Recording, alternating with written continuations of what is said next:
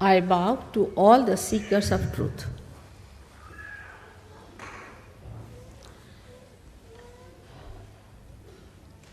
When we are seeking the truth, we have to know,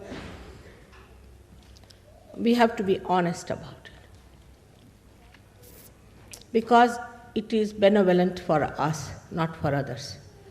We are seeking the truth for ourselves, not for others. Another thing we have to remember, very humbly, that truth is what it is.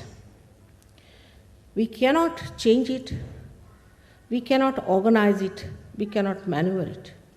It is what has been and will be. And what is the truth? The truth is that you are the spirit. You are not this body. You are not this mind. You are not this ego. And you are not this conditioning. You are the spirit. But so far, you have been a human being. But to be a human being itself is a very great thing. It's the greatest thing to be a human being. Perhaps we have not realized the value of our life because we do not know what we are. The way we waste our time, waste our energies, waste our attention on things which are senseless, because we still have to understand the greatness of our being. Human beings are made with such care, so beautifully, such delicate working of the divine, from amoeba to this stage, passing through various stages. Such a beautiful thing has been created as a human being. But first we must have this attention to ourselves that there must be something. It cannot be a purposeless doing. It cannot be something just a chance. It's a wrong idea to play with. If the gravitational force of the earth or any one of the galaxies changes, there will be disaster, absolute disaster. So many things in the cosmos, if you study, the coefficients that works out the different balancing and the different weights and the movements of the different bodies show us that there must be some purpose. And they do not trouble us. It's all as if made for the stage for human beings, that the human beings have to come on the stage and all the preparation is made for the great drama.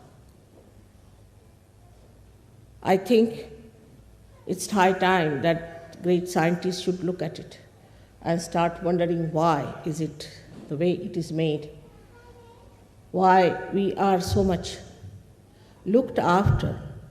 The whole cosmos seems to be within ourselves, as if we have buttons which move the cosmos, which control the cosmos. Everything is going on so smoothly otherwise, except when we do not try to understand ourselves.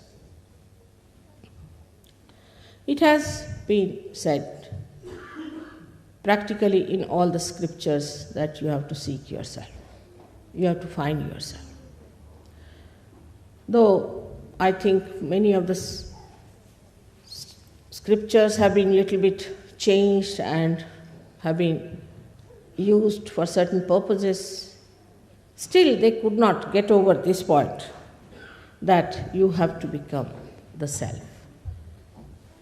You have to be born again. But that is not an artificial thing. We are human beings, not artificially made.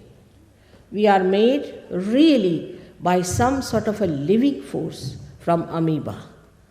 We are not just made with some sort of a thinking or a mental projection.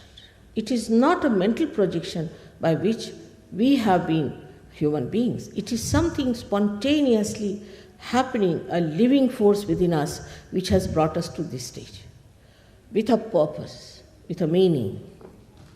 And now, at this stage, we are free to do what we like.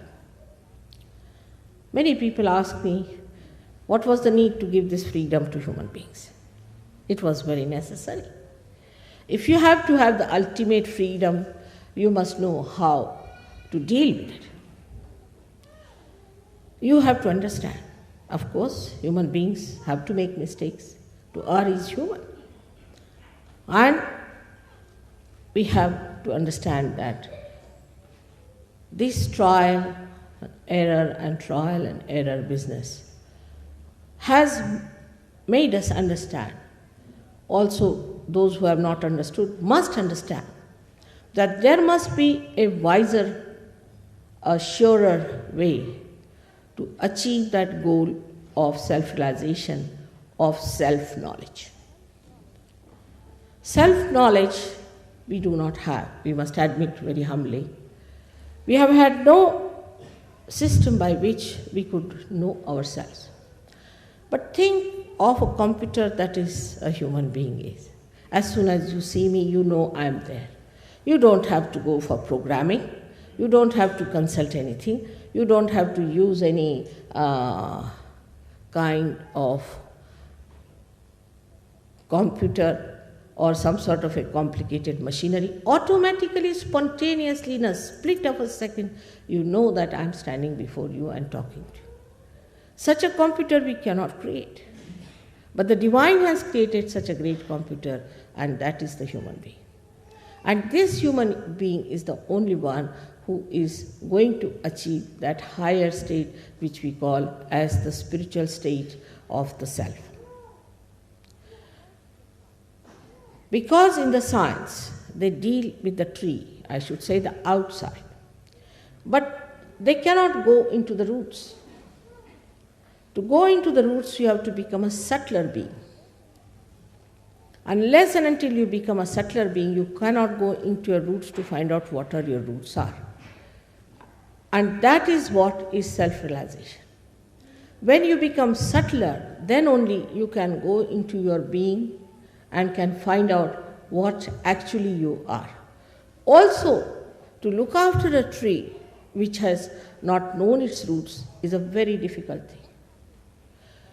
What happens is that when you do not know your roots and you start growing and growing and growing, you go very deep down into that where you find that you have lost your way. Actually, you are not going deeper.